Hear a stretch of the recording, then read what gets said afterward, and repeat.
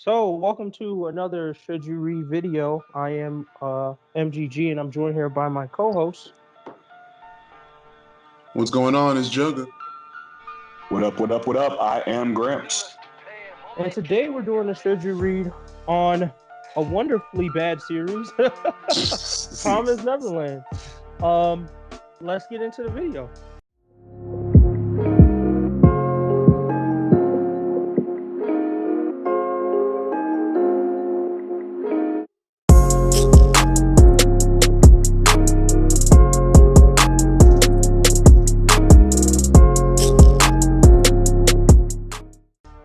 So, starting off with a quick overview of the Promise Neverland series, we start following these three kids, primarily Emma, Ray, and Norman, who are in this orphanage of sorts, where life seems pretty good, more or less, besides the fact that they have to just take these exams every day, and it seems like it's just grooming their smartness. If you watch Death Note, I guess it would be equivalent to maybe the orphanage L and all of them went to, but probably with less, I don't know, negative shit. It seems pretty happy-go-lucky. We move from there into basically finding out kind of the core plot of the story, which is that this whole orphanage thing is really a farm, a plantation grooming these kids to be eaten by what they're referred to as demons. And then the story kind of escalates and elevates from there. Without giving away too many spoilers, we just pretty much follow the journey. Primarily, the focus becomes on Emma after that, but you follow her journey, kind of trying to overcome this society and escape from this demon run farm where they're harvesting humans and basically fight for her and her quote unquote family's freedom. So I would say that is the overview of Promise Neverland. With minimal spoilers, let's jump right into the story. And for those who are still watching the anime, you may want to skip this part and go straight to the recommendation. If not, you're manga readers, you read it all, or you don't care that much about spoilers, welcome to the we just throwing it all out there shit. So let's get into y'all thoughts on the story. All right, so the story right off the jump is, in a word, captivating, right? You have like literally kids trapped in a demon world where their only thought is get out, run, survive to pretty much escape this demon world to get to their dream promised Neverland, wonderland of the human world. And their first big obstacle is to escape this orphanage farm, right? And how they think is just they're just such smart kids that the strategies they have to come up with to trick their overseer Isabella, the mom, that's what just gets you into the story like so profoundly, especially considering like from episode 1, like that realization that this ain't that happy looking anime, like demons are here to kill and eat little kids. It like just grabs you and it just like pretty much takes off straight from there. Like the first few chapters I thought were beautifully woven together as far as like how the plot was building on each other, how you got to explore like how the kids were thinking and interacting with each other as far as the planning to escape the orphanage, and then the actual escape plan execution. I thought all of that was done beautifully. Now that said, to move things along, as soon as they escape the orphanage, that's when you start to see the slow decline, at least in my opinion, on what you've grown to love about Promised Neverland and what you really got into it. The biggest issue with me, in my opinion, is that the plot slowly started to become more and more shonen based. It became more about that action, adventure, I don't know like the perfect way to describe it, but how the series started off was more about all strategy, all mystery, and playing to the sense of these are kids, so fighting back is impossible, so they have to use their wits to actually get to where they need to go. And when they actually started to introduce this more shonen feel to the plot, they started to get more, well, again, for lack of a better word, but hands. And it was more focused about the action itself versus the demons, which again didn't play to what I thought their strongest suit was to use more of their brains, but now they're using more of their brawn. And it just slowly started to go more and more to that aspect. And that's what was starting to like pretty much like not grasp me as hard as the beginning of when I started the series.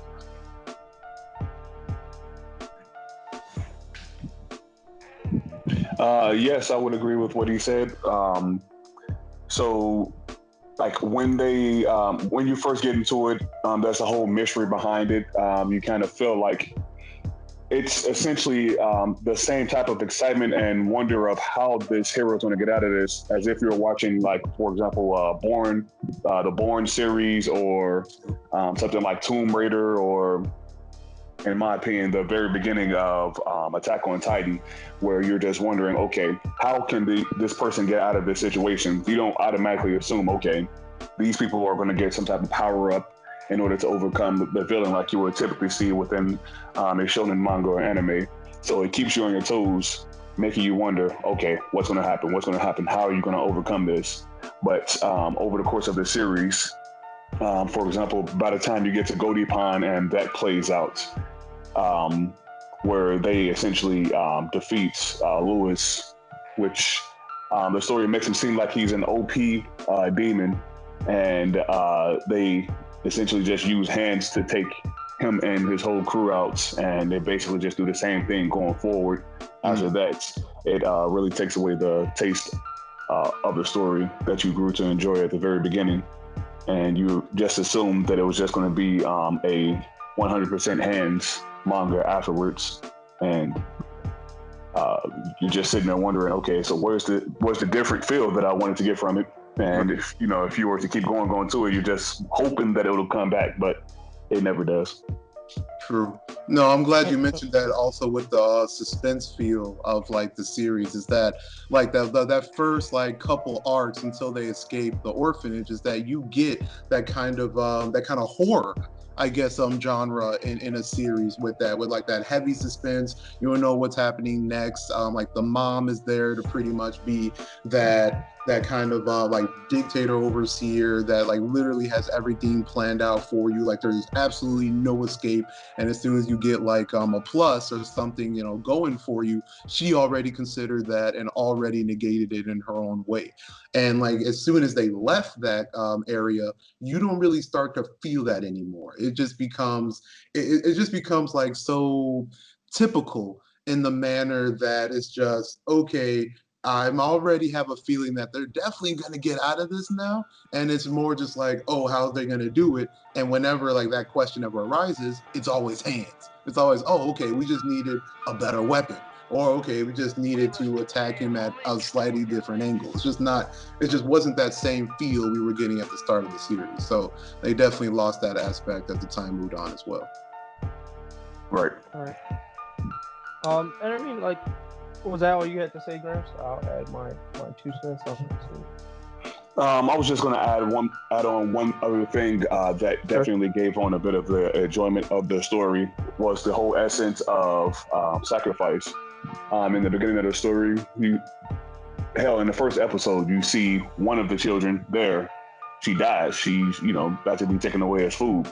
And we get the sense of, a little bit before most of the children's escape, that one of them, one of the main children that were plotting for their escape, ends up getting taken out ahead of time. Because you can assume that that the enemy is basically staying one step ahead of them and are taking out a major piece. So it's like you're thinking, oh shit. So there's a lot of, there's no telling who's going to be taken out at what point in the story. Nobody's safe. It kind of gives you that same feel as if you were watching the Kame got killed. The nobody's safe type of essence to it. And when you see multiple situations where you feel like somebody should be dying out of this whole arc, and it never happens, you're like, okay, this is bullshit. Hey, people die. Mikey and Chris died. Remember them? Wow. Who the fuck are Mikey and Chris? Yeah, thank you. They died though.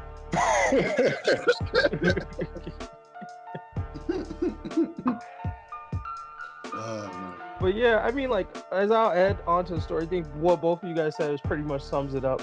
The thing is, like, going into Promised Neverland, and I like the Attack on Titan analogy because it's the exact same gripe I had with Attack on Titan.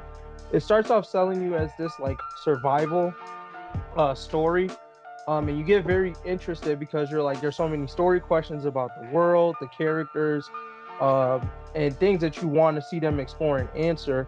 And on top of that, the situation for the protagonist in the scenario seems hopeless. So like that's how I played off in Attack on Titan. It was like the world seems hopeless compared to like these massive monsters that nobody knows where the fuck they're coming from.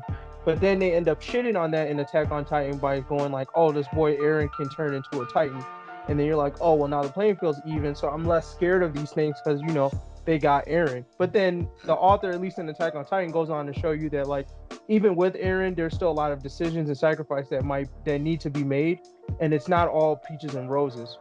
What Promise Neverland fails to do is like once they introduce like the demons and it becomes hopeless, they don't go to Promise Neverland, I mean the Attack on Titan route, and give you like a great equalizer, but instead the great equalizer becomes like these impossible story scenarios that just kind of just seem like unrealistic and then devalue the survival aspect of the manga, meaning like for example, if we take the Goldie Pond arc, which I thought was still okay, but it was where like all of us agree Where it it started to go started. down. Yeah. Yeah, it's like that arc starts off as while these are all little kids, they form some sort of a resistance movement, but in the end, their resources compared to the actual demons that are in this land are far inferior to what the demons have going on. Mm-hmm. So it's like even though they have guns and stuff, it's more or less like they didn't say this, but it's like their guns have rubber bullets compared to these demons that are almost bulletproof in a way, or have like high healing capacity and all this shit. But so that makes the situation seem hopeless. But in the end of that arc, spoiler, but we've already gave you that warning in the beginning. Like they end up overcoming this Lewis person who is this OP demon, who we find out towards the end of the story is like royalty, one of the greatest demons in the whole history of demons. They Right. find a way, these little kids find a way to overcome him. And it's like, yes, you see a little bit of the strats, which you can appreciate, but when you look at the perspective of the person, it still doesn't justify that W they took. And then it's like from Goldie Pond on, we just get more of that like unrealistic scenarios that mostly center around Emma's decisions. Where before in the beginning, we get set up as like Emma, Ray, and Norman are all these three people that approach problems very differently, um, but are all like have good intentions. Like Ray is very individualistic, and he's like, I want to save people, but really I want to save the people I care about, and I want to minimize the risk to myself. Like Emma is definitely a savior type. I want to save everybody as much as possible, and nobody is wrong. And like Norman is very like, look, these are my ideals. Like if you don't fit into them, like fuck you, basically. So I felt like that was the journey that they sold us on. Like we're going to explore these three kids decision making throughout the context of this world, but it ended up just becoming Emma's the only right person, and like it doesn't matter what you think or anybody else think, aka Stone Cold Steve Austin. She just Stone Cold Steve Austin the shit out of all the other characters. Like it doesn't matter what the fuck you think, it's what I think. And I feel like that Facts. robbed from like a really great storytelling piece. Now I've heard things from other people which I maybe saved to the hype section about how they feel the story should go, or maybe they came in just appreciating the cuteness of the children. But I think for most people reading it from that shonen perspective, we expected a strategic Death Note or survival type of manga, and we ended up just getting some BS. So No, pretty much. I mean, that's actually a perfect segue to really go into like the real like protagonists and like the characters for that actually, as you so eloquently put it, like shaped how the story would go, which is definitely a kind of a big deal to start focusing on pretty much the MC, which should be like a tie for three characters. But for people who know and finish the series, we all know who the real MC is, and that's Emma. Now, as I mean, I don't even think I can like put it better than as you just said, but like to just reiterate, Emma's thought process alone has been the sole driver to how the story has progressed until the end. Period. I mean, it is.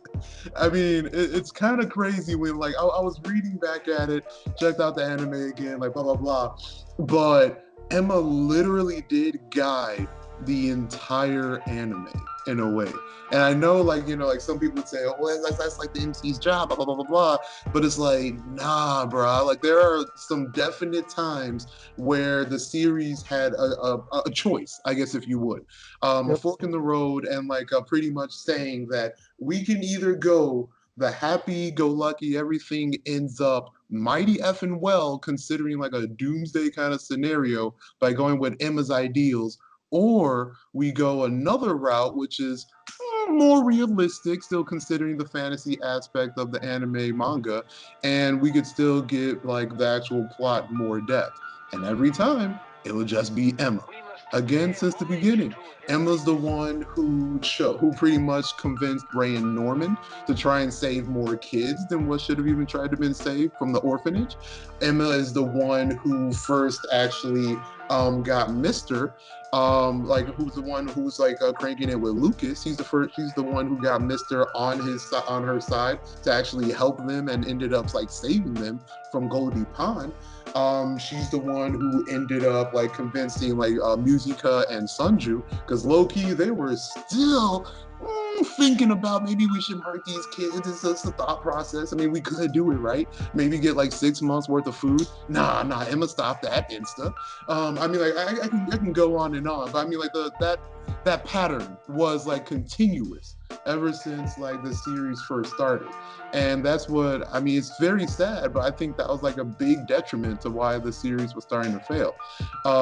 And by consequence, why I look at Ray and Norman worse than what I did from the beginning, because Ray and Norman were very smart, very realistic, and had plans that were just going to again like shape the plot and like turn the Promised Neverland world on its head. But we got a more peaceful world, like I don't know how to really describe it, but we got more of a, we'll just say, happy solution that shouldn't have been as happy, considering that like they were humans living in a demon world. So I mean, it was just, I don't know, it's sad. I mean, like Norman and Ray should have been more resolute considering the circumstances, especially considering how intelligent they were. So I don't know. I guess I pretty much treated like Emma was kind of a plot poison for the series, and it spread out to 100%. all the other characters. That's pretty much the best way I can put it. Except one character. That's a very great My description. nigga Phil. Oh, hey, what's up? I said Okay. except for one character, my nigga Phil. That's it. But yeah. Oh, obviously, Phil. I mean, that's like holy water. Like, that just can't be contaminated. I feel that. No, you good. Well, I was actually going to mention one thing in regards to him, since we're already on the since we're talking about the whole point of characters. So that was also one thing that drew me off from the story. All three of us, we were all maintaining hope that Phil, given that he was left behind and he had a lot of potential to be basically the next version, or like basically eventually on the same level as Ray, Norman, and Emma when it comes to intelligence. Mm-hmm. And for us to basically receive no type of growth or development or anything from him, or any of the other characters that we're based around or that we're witnessing throughout the course of the story, it leaves you dissatisfied. It's like, okay, so you give us all of this hope for something to come in the future, and then you just completely forget about them. And I'm just like, what the fuck? Where's the character development? The only real character development, I guess you could say, is them learning how to use weapons. Other than that, everybody's essentially exactly the same as they were when they were inside of the orphanage. And I'm like, and even those plot points were kind of trash, anyways. Like the whole, like when they run into Sungju in the beginning, and he kind of like teaches them like, oh, he takes Emma out to hunt or whatever.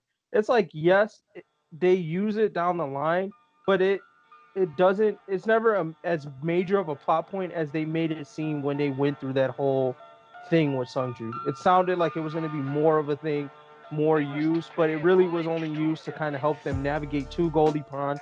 They still got their ass caught anyways. And then like post Goldie Pond, it's like it didn't mean a thing. I don't even remember it being called or really used like that. It was just them running away from shit. So No, you're pretty much right. I mean, ever since like after Goldie Pond, as far as like the main action points to it, it was just like the one rescue arc like from that other facility farm, and then the rest of it was just meeting back up with Norman, and then like actually invading the castle. But they barely even really did anything if you really think about the grand scheme. So yeah, God. Sad. Yeah, I felt like to just save the we can go into more detail too, but just because I want to hear it real quick from everybody, I feel like we can do this like, and I want to try this out and see if it works. Well, like let's pick like the, I don't know, top 10 most important characters. We don't need to go in through all of them, and just give our ratings and like 2 bullets as to like why we gave it to them. So like for Emma, we kind of already went through it, but we can go through it again so people can hear our actual character rating of her. Like let's toss that out first. So for me, for Emma, I would give her like trash. 2 bullet points is the Tog no Jutsu, and the second would have to be ruining everyone's character development. Like Jugga said, that character poison was bullshit. No, facts. As far as the rating, again, trash, and like the 2 points, as you stated, she pretty much had everyone flowing to the beat of her own drum. Yep. Yeah, it's a full consensus, complete trash. She orchestrated basically the whole show, even though she was born into this world. She essentially turned it into whatever she wanted it to be without her even being a god in any way. And it was complete bullshit. She even talked to God and changed his mind. I'm like, nigga, please. Right. Those are facts. Yep.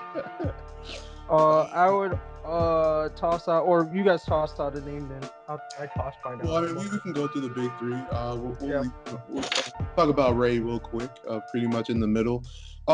Ray, I would give, man, it's, that's actually a little tricky. I'd probably give Ray a decent minus. For the simple fact that if it was reversed in the sense of if Ray was taken away instead of Norman, I'd probably be giving Norman the same rating, simply because Ray was around Emma the longest and got influenced by her BS the longest. So he was making decisions that I definitely thought he would never be making them if he was under like his own isolated mind, I guess you would say, not being influenced via Emma.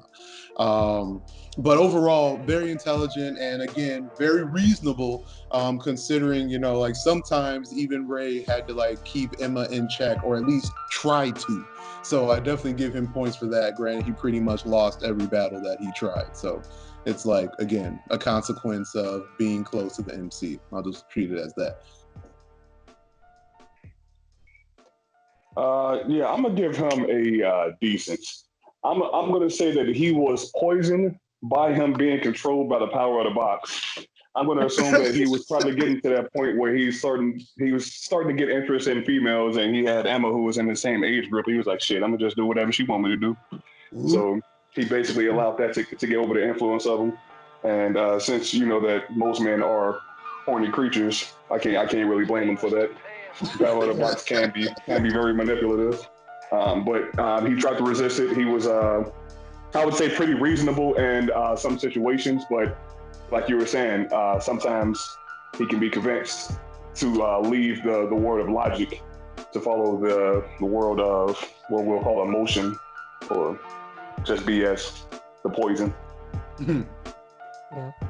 Yeah. I think I'm gonna go against the grain here. I'm gonna give him a trash plus. The plus only goes for the fact that he was able to kind of I would say the only person I saw really being able to defend against Emma's trickery. I felt like he understood that there was no winning, and he knew what was going on in the story, and he kind of just said, well, I'm just gonna follow along and shut the fuck up. He just never said anything. But the trash primarily comes from the fact of, I feel like he's a Shino, or just a wasted potential character. I feel like there was a lot of plot points to explore with Ray. One being that he was the only one that I felt like had a true relationship with Isabella on a mother son tip, That's because true. he actually like remembered those days and stuff like that, and they try to like touch on it at the end, but I just think like it really could have been flushed out more. I Right. also think like his perspective on the whole world and how to save it was put as valid in the beginning, and something I thought was more interesting to explore, because I feel like Ray would likely be more of the regular everyday person who has access to that kind of intelligence thought process, because I think Mhm. the other two were a little bit too idealistic, but I felt like Ray was the one that was being the most realistic in terms of the situation, seeing opportunities to compromise where they could, and also being aware of certain things that are just not possible, right? Like everyone escaping the plantation at that time. So I felt like the author just kind of like turned him into like a blank slate, and he did nothing pretty much the whole entire story when he had so much to do. Sorry, I did not keep that at 2 bullet points. I meant to keep that at 2 bullet points. But yeah, that's why the trash comes from me. Yeah. All right. Next person we'll get into is Norman, and I'll say that he's a straight trash for me. Um, the main reason behind that is he started off as a well, given what he was able to survive through and everything, being experimented on, and was still able to make it out, he would have had a solid, at least a decent as hell. But then after he got back with the squad with Emma and Ray and everybody else, he completely flip flopped, Yeah. and Emma instantly poisoned his mind and switched him over, and that Quickly. completely fucked me up because I'm like, all you were basically 2 years in with whatever you were going through, and one conversation completely stopped all of that. I'm like, yeah, that's complete bullshit. Fuck Yep. all that, man. You went from decent as hell to straight trash. All right.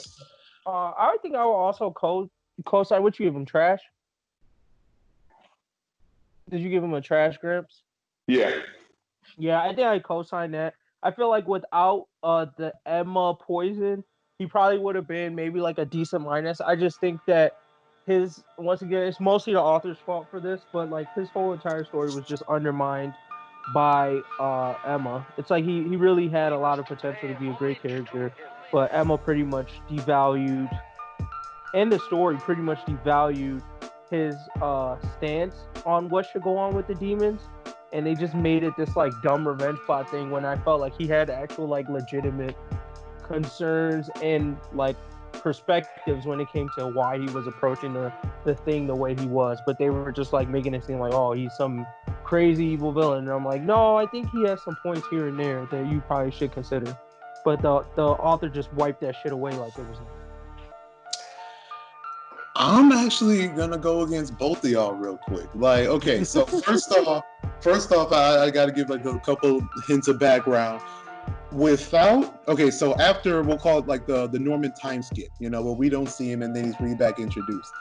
Yep. If he did not change his mind via Emma's influence, Norman would be a lit for me. All right, he'd be a Yeah. lit character at the very beginning. Yes, like Emma told him, we need to save some more people if you want this, and he's like, oh, okay.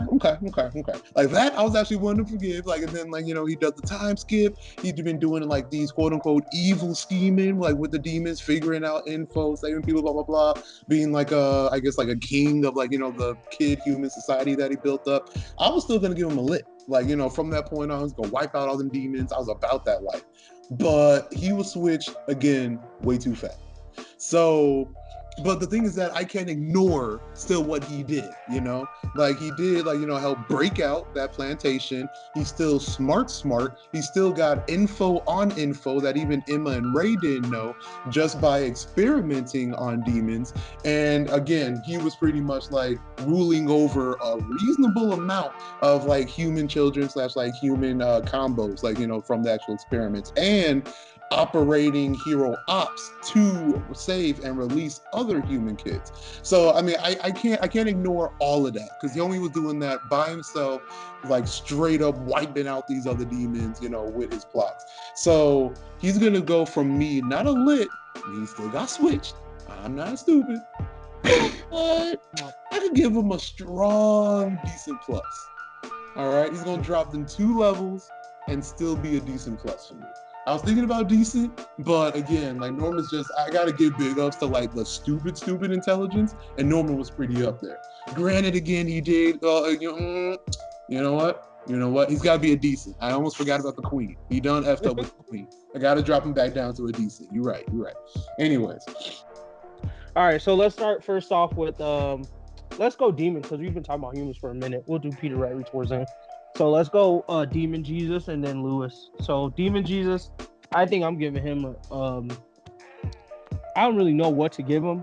I want to lean more towards trash, but it's just like he's just petty, bro. Like it's the best way for me to explain. It's like the same reason why I hate Julius from Black Clover. It's just like I don't understand you enough to say that your decisions are trash, but I think that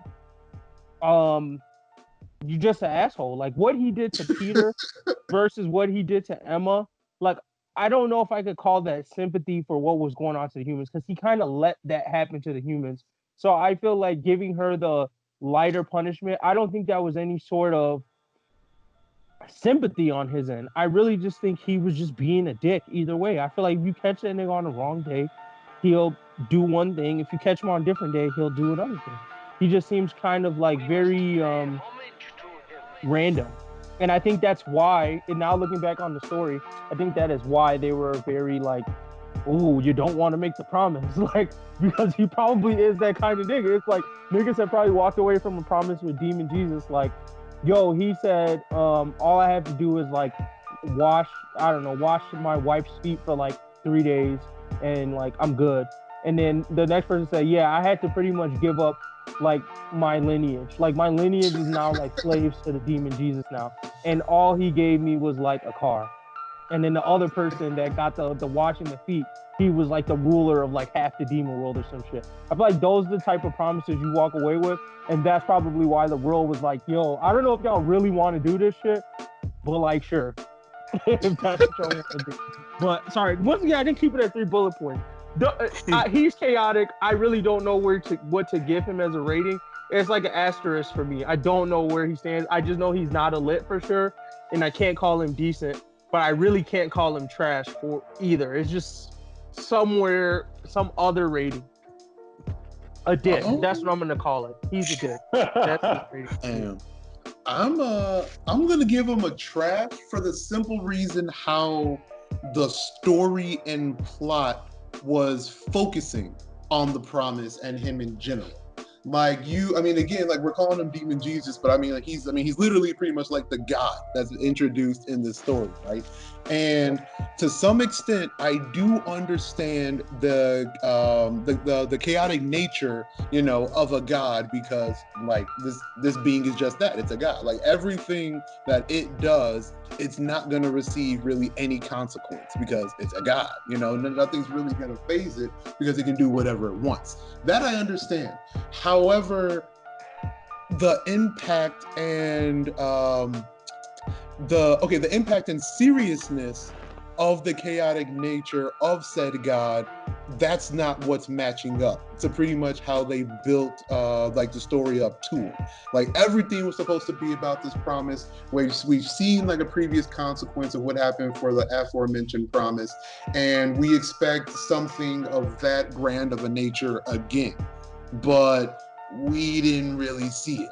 You know, like I mean, like I'm not trying to take away the like how hardcore it could be, like losing all your memories. Don't get me wrong, but at some point you still gotta compare the two. I mean, we're talking about like, I mean, what? How long has it been that promise? Like 1,000 years. So we're talking about 1,000 years of human lives that were treated purely as cattle and meat. And you can compare that to all the memories in life of one person. that doesn't fit. I'm sorry, it just doesn't fit. And there should have been something more. I mean, like there was like, again, that was just another opportunity where even Emma influenced a god to have just be like, ooh, like I'm gonna want like literally your entire family and everything you care about, but you're probably gonna like those people. So you know what? I'm gonna leave them alone and I'm just gonna take your memories. Like what? Like, what do you mean? You are a god, and you couldn't just find another like kind of equal value to that. Like maybe, oh, okay, like you saved this many people, so now this many people got to get got. Like some kind of comparison like that, but it was never made. So I'm giving you a trash simply because you didn't live up to the hype of yourself. Yep. I was gonna give him a decent trash. So the good thing that I liked about him, for my first point, is I like the idea of basically kind of like a genie in a lamp, where the catch is there's always some type of crazy sacrifice that you have to make whenever you make a wish with this genie. I fuck with the idea of that. It kind of reminds me of like a conversation that we've had, and that was a comment. Well, that was a post where it was like you can have any superpower, but the next person that comments has to say whatever your weakness is or whatever. I kind of like the whole idea of that. You have something great, but then you have to sacrifice something crazy and out of this world to have whatever you want. So where you have to decide, okay, is this worth it? But just as Jigga was saying, it completely killed my taste for him when basically it was time for Emma to make the decision, and it ended up being completely bullshit. Or at the very least, if you're a god, then why not send them to, yes, fulfill her wish of sending them to a human world, but this human world that they're being sent to is also completely fucked up, where it's like, okay, was it really worth it coming over to this world? You know, kind of like when I made a joke at some point while we were reading, where I was like, okay, what if he sent them to a world that was basically the world of Attack on Titan, where yes, it's a human world, but you also have giant humans who are eating the regular humans. And I'm like, okay, that I can see that being like a reasonable consequence that they have to face for making a wish with this demon Jesus. But they completely flopped on the opportunities that they had with it. So it's trash. All right, next is we could do Lewis. I'm definitely tossing out a fool. He would have been lit. He would have been the only showed saving grace. But like that end bullshit. Yeah. I gotta give him just a flat decent. And the 2 points is like the end ruined his litness for me that much that I dropped him from lit to decent. And 2, I mean, it was plot that he lost that battle, but I still just go like, bro, like all the shit the author decided to reveal to us after he lost the battle at Goldie Pond just added more to like that nigga should not have lost at Goldie Pond, and it was goofy that they let that happen. So decent. That's what he gets for me. Man, because it's like it's this awkward moment. It's almost like, you know, me rating the queen, right? Like you got such a monster. I mean, yeah, like you have such a monster. And he and he's just always ready, like the battle thirsty, effing quick, strong, smart, scheming, and like he shows out, and like, you know, as my fellow co-host just said, they just like deteriorated even that honorable L. Like even if you, I mean, debatably L. I'll say like the debatable L. But like the fight itself and what he gave out was still so legit. But then you find out that he's literally like 1,000-year-old like general soldier. Like he's just always been OP for so long, so much battle experience that you can't even like fathom. And yet he just gets rocked by pretty much a barrage of bullets. Like y'all kids look back at it. He pretty much got rocked from a barrage of bullets, and that's just kind of, it doesn't sit well with me. So I'm gonna fuck. I'll give you a decent plus, Lewis. I'll give you a plus, decent plus. So picture Demon Slayer. great character. Because we love how he doesn't give a fuck about anything, but going out and killing demons. He's willing to go through great depths in order to basically accomplish that. He's trying to wipe the world free of demons. You can have many other types of monsters, dragons, fucking devils, all of that bullshit. He doesn't give a fuck about it. He wants to hunt demons, and that's his thing. He's the ultimate real nigga in a sense, and that's what we love about him. That type of life is the same thing that we felt for Lewis in the beginning. Now, picture if Demon Slayer were to run into a couple baby-ass goblins. They watch his ass. they put the man close to death, and then he comes back to life out of nowhere. He's like, you know what? I fuck with the goblins. I'm gonna go around raping too. That's the type of feeling, whatever you're feeling right now, that's the type of feeling that we got, well, that at least I got when I saw that the man switched over. He didn't give a fuck about anything. He just wanted to go around and have good battles, trying to kill humans and then eating them. And by getting his ass whooped by a couple of kids, that completely switched him over. Bruh, that shit hurt. Yeah. That hurt my heart. That man went from lit and the best that he can be, the best that he can possibly be, decent. After that shit. That's a beautiful summary. Mm-hmm. And last but not least, before we go to honorable mentions, is your boy Peter Ratry. I have to say, this man is straight garbage. I didn't enjoy his character at all. He's full trash. I mean, the 2 points I have is there was nothing great about his character, and there was nothing great about his character. That's mine. Bro. So I usually don't say this name much because I hate it so much, but I'm gonna say Kabuto. Oh.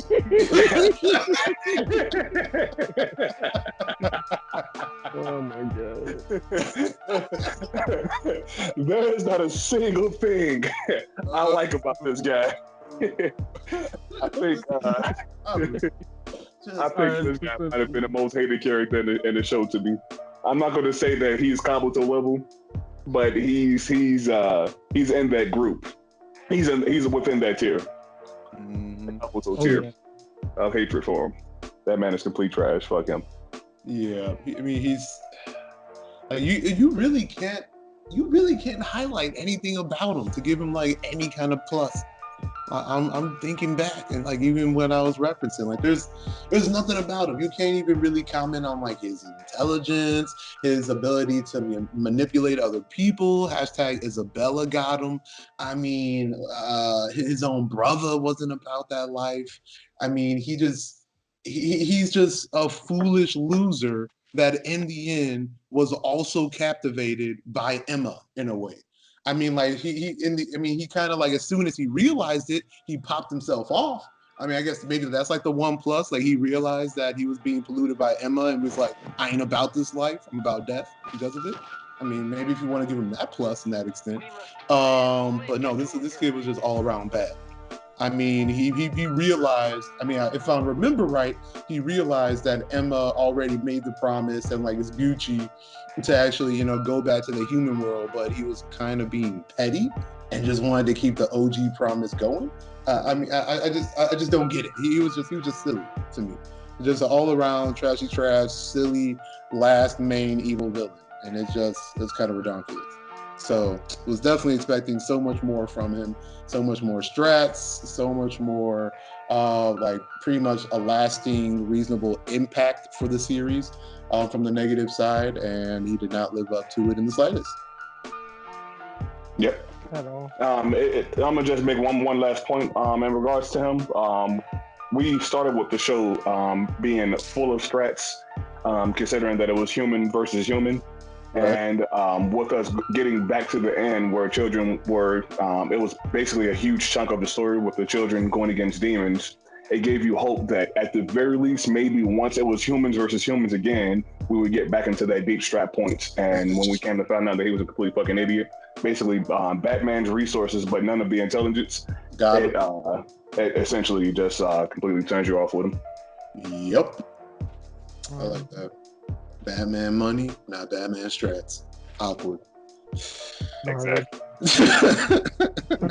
All right. Any honorable mentions on the characters before we close the characters part up?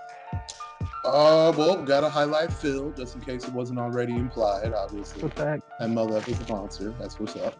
Blah blah blah blah blah. I will give big ups to Isabella in the beginning because Homegirl had them kids on point. All right, like you just, I mean, I was just impressed. Like Homegirl had everything. She had a traitor amongst the myths with Ray. She already had like the trackers that she told them about the trackers, and like Indian, it didn't even matter. Like she broke Emma's leg, effing got Norman kicked out before he could make more of a lasting impact. I mean, the only big mistake, at least Isabella made at the beginning, was only paying attention to the big three. If she just kept Don and Gilda under her radar after Norman was gone, they wouldn't escape. Like it just wouldn't happen. Like she had them that good by herself. She asked for help just to F with him, and then she took away her own help. Like what? I mean, she was going in, son. I was like, wow. I was just all around impressed. Brought in some help like low-key betrayed her, knew that she was getting betrayed, but even in the betrayal, that she ended up helping her at the same time. I mean, she was on point. And then again, just slowly started to really drop off, especially at the end for me. But she definitely deserves an honorable mention, though, to say the least. I feel like if her whole point was to basically try to overthrow this whole system, then I feel like she should have at least tried to put in some type of effort with training the children in order to make them better fit for helping her revolt, instead of going through however many years of just sacrificing them just to try to hopefully work your way up to being the ultimate grandmother is what they call her or some shit like that. Right. So yes, I enjoyed the way she acted as like being a person who doesn't give a fuck about other humans and just wants to maintain her survival and keeping kids essentially brainwashed. But given what we learned about her strategy was at the end of the story, I was not a fan of being somebody so intelligent the way she implemented it. Mm-hmm. Yeah.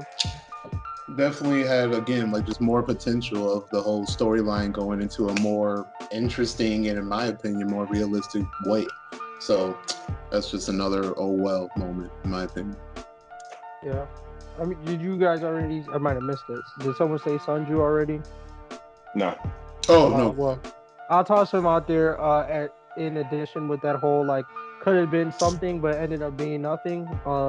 Like I said, we start out very early in the story, setting up the hey, not all the demons are with the shits of freeing these motherfuckers.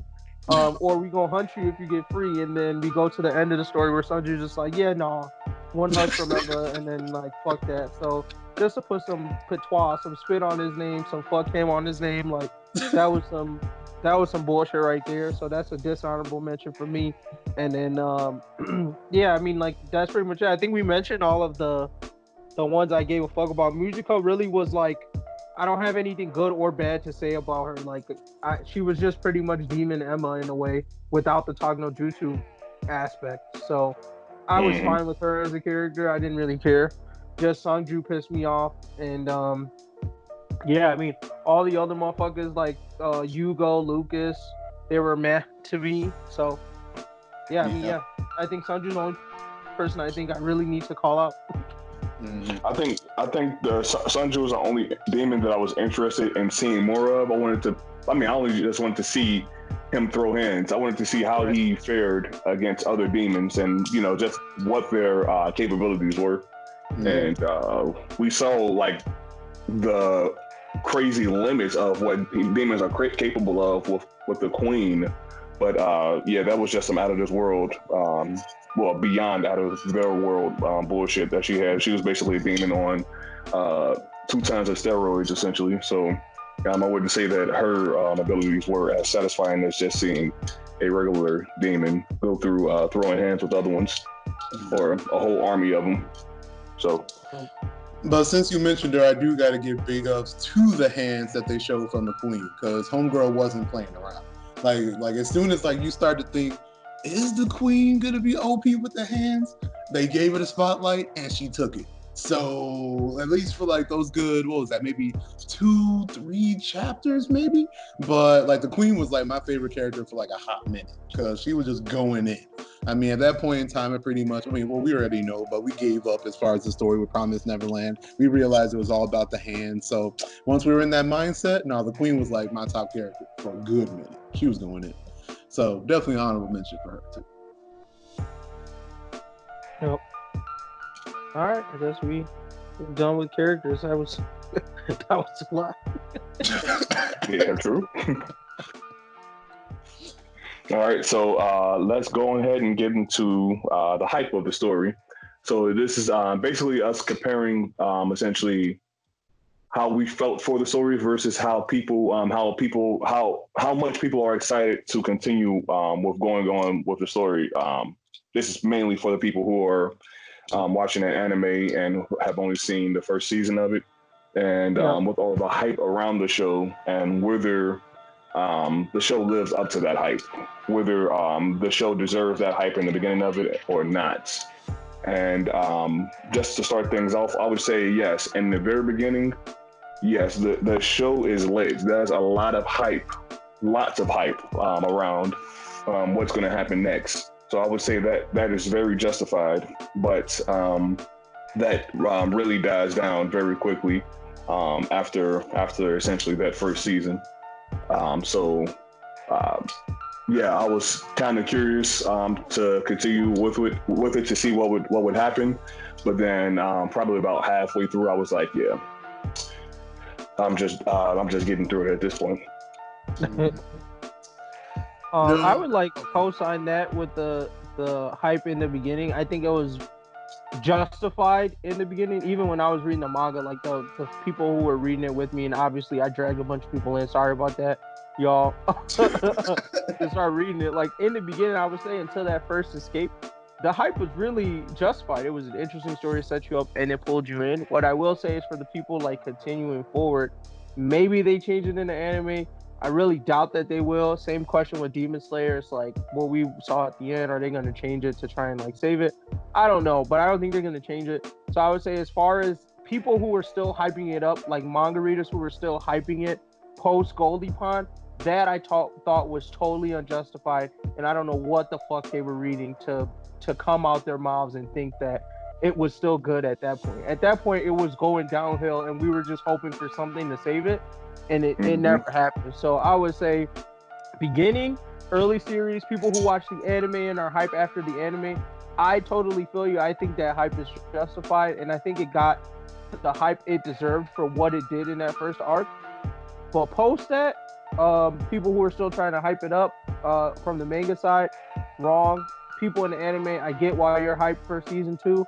I think you might be disappointed, or they might just like help you just for that. But by season 3, I'm expecting you're disappointed. But that's my thing on hype.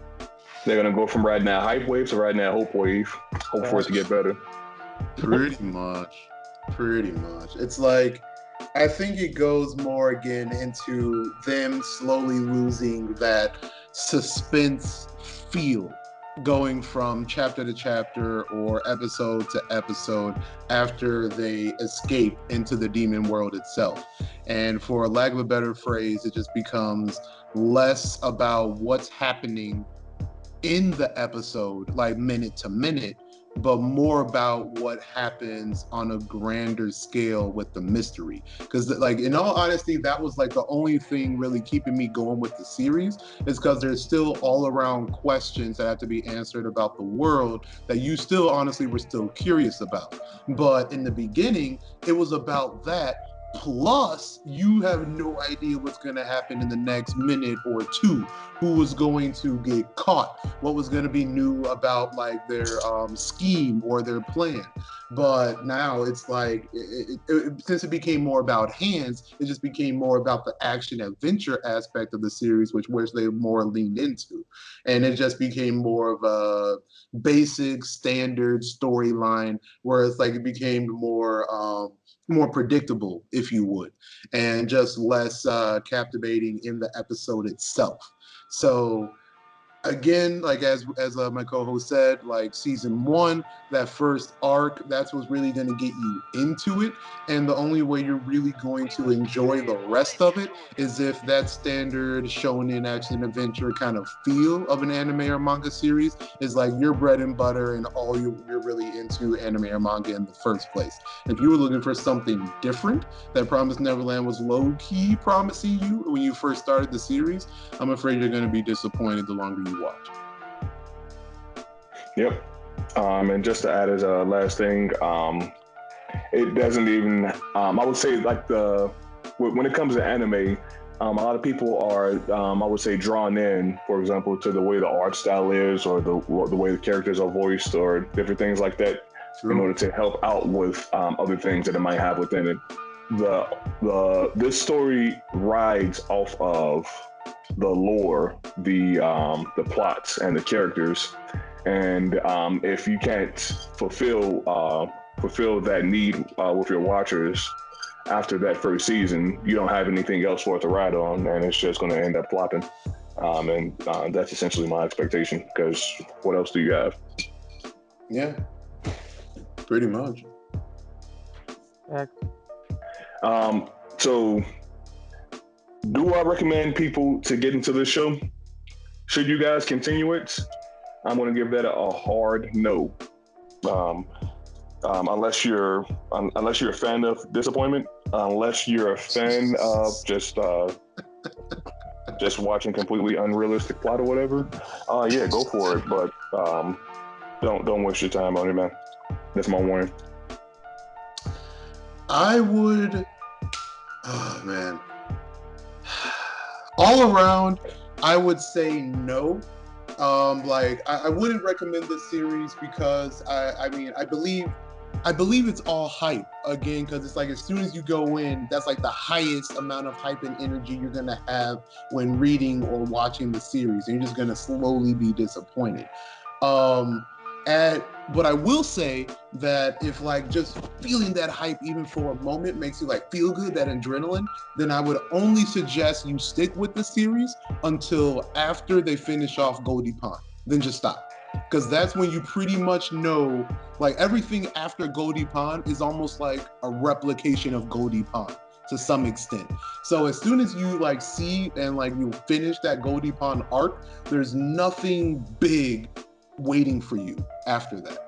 So like if you just want like proof of like, is the AfrOtakus podcast really about that ish? Just check out Goldie Pond, and then if you want to just like, cease your misery, end it there. Or if you just want proof, then finish and then you talk to us. But if you want at least like a little bit of hype, a little bit of energy, something to get you stimulated real quick, all right, just check out the first couple arcs of the series. It'll definitely do it for you.